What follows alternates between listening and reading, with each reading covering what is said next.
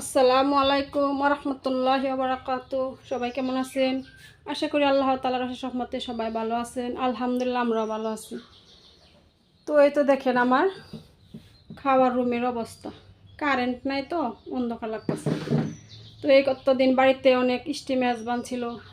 Steam মেজবান থাকলে তো এত কাজ করা যায় না, শুধু রান্না খাওয়া করতে। অনেকগুলো থাল বাসন আর কি নামানো হয়েছে। তো সেইগুলো আজকে আমি পরিষ্কার করে নেব। পরিষ্কার করে আর কি গুছিয়ে নেব। এই যে মানে পুরাটা রুমেই শুধু থালাবাটি আর থালাবাটি।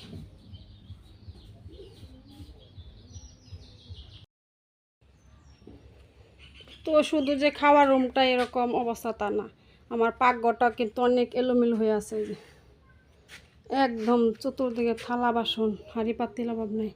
তো পাকঘরটাও আজকে আমি গুছিয়ে নেব। আর আমার ছেলে স্কুলে চলে গেছে, আর মনাও কলেজে গেছে।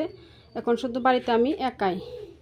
একা না বলতে যে আমার সাথে কিটু আছে, আমি আর কিটু শুধু এখন আছি। তো এখন হচ্ছে 8:30টার মতো বাজে। তো আমি এখন এগুলা সব কলের পাড়ে নিয়ে তারপর হচ্ছে পরিষ্কার করবো আর কি।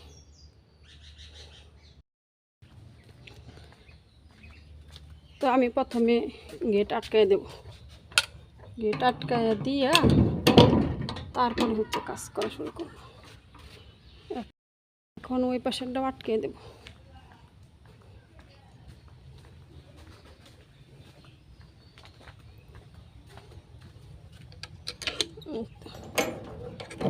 গেট আটকায় দিয়া এখন আমি আমার ইচ্ছা মতো বাড়িতে আর কি কাজ করব।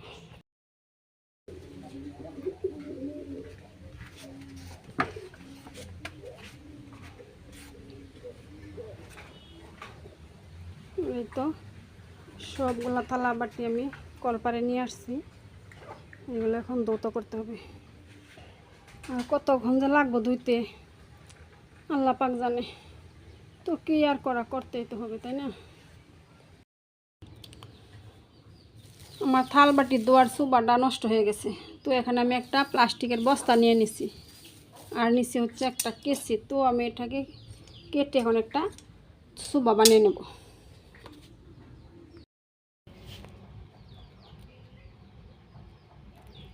তো আমি এখন এটাকে মেশিনে সেলাই করে নেব।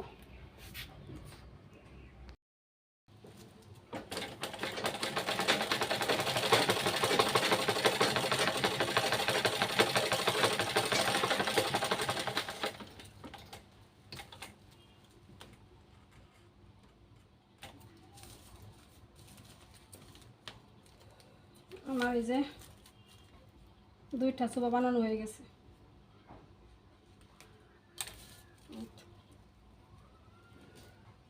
আর আপনারা চাইলে এরকম করে বানাইতে পারেন। এগুলা কিন্তু অনেক টেকসই, অনেক দিন ব্যবহার করা যায়। বাজার থেকে যে কিনে আনা হয় সেগুলোর সাথে অনেক ভালো। 1 বছরে আপনি এগুলা কিছু করতে পারবেন না মেজের। এই তো 2টা সুবা অলরেডি হয়ে গেছে, সুন্দর, অনেক দিন ব্যবহার করা যাবে।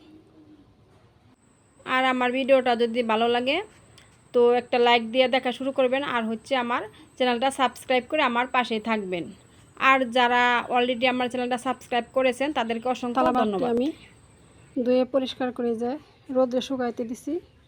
আর বেশি একটা রোদ নাই, হালকা হালকা রোদ আছে আর কি। তারপরে আর কি শুকায় যাবো, সমস্যা নেই।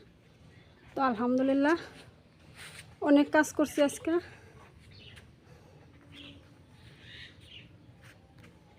আর এদিকে আমি কাপড় চোপড়ও কিছু ধুয়ে শুকা দিছি। তো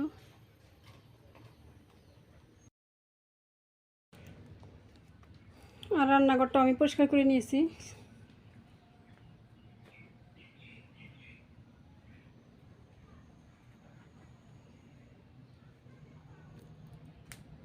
এই যে কিটু হচ্ছে ঘুমাচ্ছে।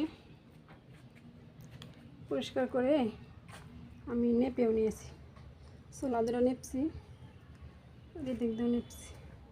পুরাটুক ঘর নেপি নাই, যেটুকু মানে বেশি একটু নোংরা হয়েছিল সেটুকু লেপছি।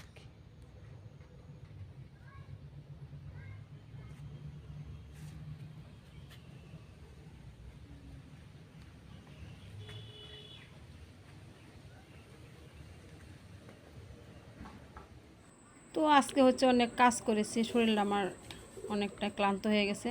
তো আমি এখন একটা স্যালাইন গুলিয়ে নিছি, আর স্যালাইনটা খেয়ে তারপরে আর কি অন্যান্য কাজগুলো করে নেব।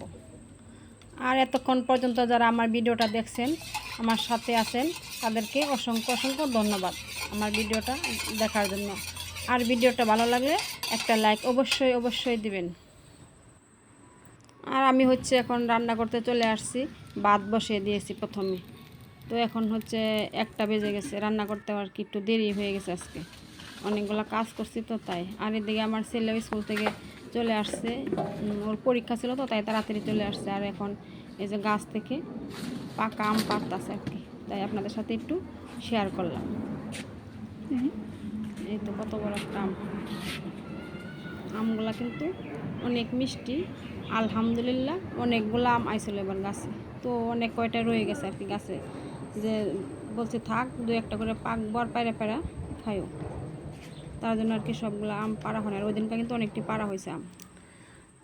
আমি হচ্ছে রান্নাবাড়া শেষ করে নিয়েছি, আর রান্নাবাড়া আপনাদের সাথে আজকে এতটা আর কি শেয়ার করা হয় নাই। তো এখানে বেগুন ভাজি করেছি শুধু আজকে, আর গতকালকে হচ্ছিল গরুর মাংস ছিল আর ডাল ছিল, সেগুলো গরম করে নিয়েছি, আর হচ্ছে ভাত রান্না করেছি। তো এখন হচ্ছে আমরা হচ্ছে খাওয়া দাওয়া করব, আমি আর আলো স্বাধীন খাওয়া দাওয়া করব। আর মনা এখনও কলেজ থেকে আসে না, মনা আসলে পরে আর কি খেয়ে নেবে। তো অনেক খিদা লেগেছে, অনেক কাজ করেছি। আর কিটু এদিকে বসে আছে খাওয়ার জন্য।